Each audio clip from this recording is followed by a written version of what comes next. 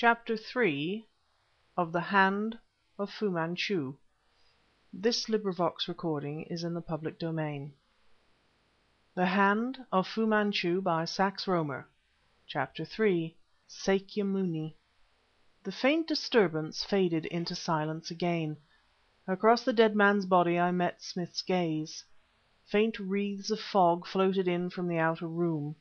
Beeton clutched the foot of the bed, and the structure shook in sympathy with his wild trembling. That was the only sound now. There was absolutely nothing physical, so far as my memory serves, to signalize the coming of the brown man. Yet, stealthy as his approach had been, something must have warned us, for suddenly with one accord we three turned upon the bed and stared out into the room from which the fog wreaths floated in. Beeton stood nearest the door, but although he turned he did not go out, but with a smothered cry crouched back against the bed. Smith it was who moved first, then I followed, and close upon his heels burst into the disordered sitting room. The outer door had been closed but not bolted, and what with the tinted light diffused through the silken Japanese shade, and the presence of fog in the room, I was almost tempted to believe myself the victim of a delusion. What I saw, or thought I saw, was this. A tall screen stood immediately inside the door, and around its end, like some materialization of the choking mist, glided a lithe yellow figure, a slim, crouching figure, wearing a sort of loose robe. An impression I had of jet black hair, protruding from beneath a little cap, of finely chiseled features and great luminous eyes. Then, with no sound to tell of, a door opened or shut. The apparition was gone. "You saw him, Petrie! You saw him!" cried Smith. In 3 bounds he was across the room, had tossed the screen aside and thrown open the door. Out he sprang into the yellow haze of the corridor, tripped, and, uttering a cry of pain, fell sprawling upon the marble floor. Hot with apprehension, I joined him, but he looked up with a wry smile and began furiously rubbing his left shin. "A queer trick, Petrie," he said, rising to his feet, "but nevertheless effective." He pointed to the object which had occasioned his fall. It was a small metal chest, evidently of very considerable weight, and it stood immediately outside the door of No. 14A.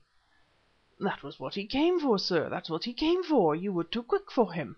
Beeton stood behind us, his horror bright eyes fixed upon the box. "Eh?" rapped Smith, turning upon him. "That's what Sir Gregory brought to England," the man ran on almost hysterically. "That's what he's been guarding this past 2 weeks, night and day, crouching over it with a loaded pistol.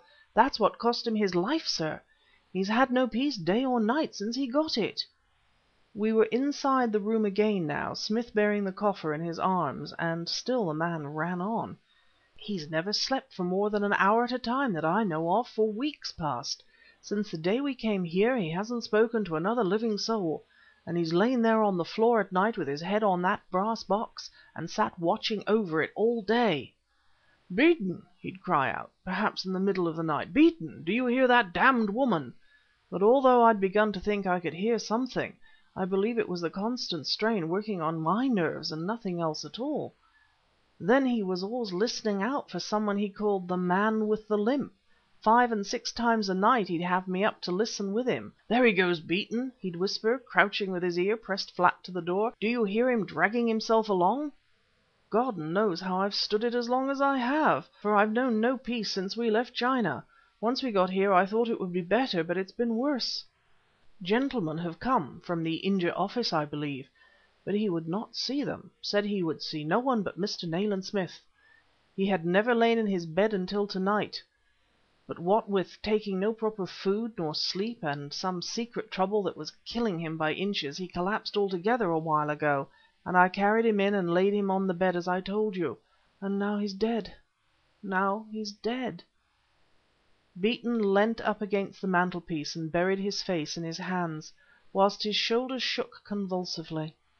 He had evidently been greatly attached to his master, and I found something very pathetic in this breakdown of a physically strong man.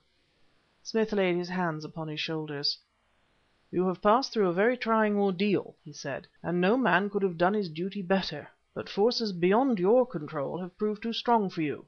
I am Nayland Smith." The man spun around with a surprising expression of relief upon his pale face. "So whatever can be done," continued my friend, "to carry out your master's wishes will be done now. Rely upon it. Go into your room and lie down until we call you."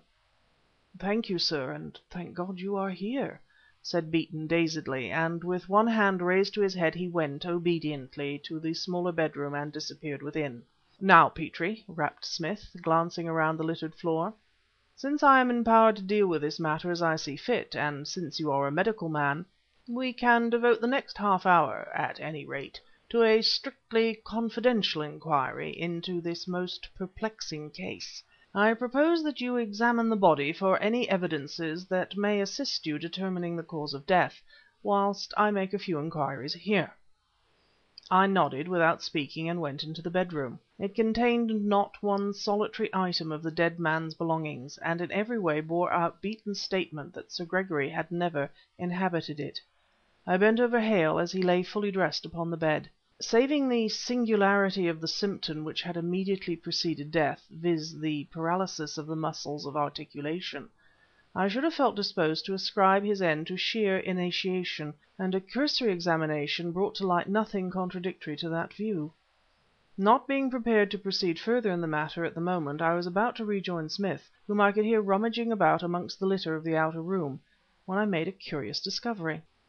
Lying in the fold of the disordered bed linen were a few petals of some kind of blossom, 3 of them still attached to a fragment of slender stalk.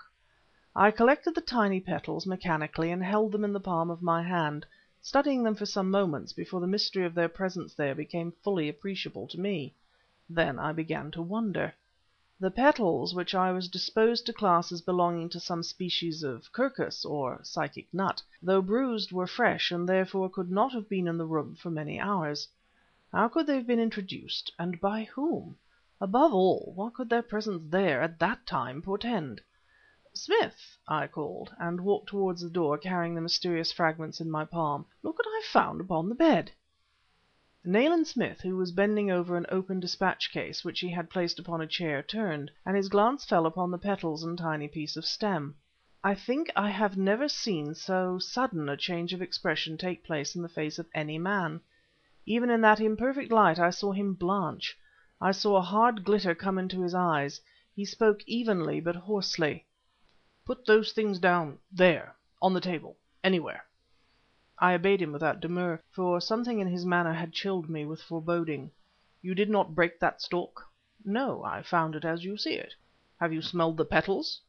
I shook my head, whereupon, having his eyes fixed upon me with the strangest expression in their grey depths, Nayland Smith said a singular thing. "Pronounce slowly the words Sakya Muni," he directed. I stared at him, scarcely crediting my senses, but "I mean it," he rapped. "Do as I tell you." "Sakya Muni," I said, in ever increasing wonder. Smith laughed unmirthfully. "Go to the bathroom and thoroughly wash your hands," was his next order. "Renew the water at least 3 times." As I turned to fulfill his instructions, for I doubted no longer his deadly earnestness, "Beeton!" he called. Beeton, very white-faced and shaky, came out from the bedroom as I entered the bathroom, and whilst I proceeded carefully to cleanse my hands, I heard Smith interrogating him. "Have any flowers been brought into the room today, Beeton?" "Flowers, sir? Certainly not. Nothing has been brought in here but what I've brought myself." "Are you certain of that?" "Positive." "Who brought up the meals, then?" "If you'll look into my room here, sir, you'll see that I have enough tinned and bottled stuff to last us for weeks. Sir Gregory sent me out to buy it on the day we arrived. No one else had left or entered these rooms until you came tonight." I returned to find Nayland Smith standing tugging at the lobe of his left ear in evident perplexity. He turned to me. "I find my hands over full," he said. "Would you oblige me by telephoning for Inspector Weymouth? Also, I should be glad if you would ask Monsieur Samarkan, the manager, to see me here immediately." As I was about to quit the room, "Not a word of our suspicions to Monsieur Samarkan," he added. "Not a word about the brass box." I was far along the corridor ere I remembered that which, remembered earlier, had saved me the journey. There was a telephone in every suite. However, I was not indisposed to avail myself of an opportunity for a few moments' undisturbed reflection, and avoiding the lift, I descended by the broad marble staircase. To what strange adventure were we committed? What did the brass coffer contain which Sir Gregory had guarded night and day?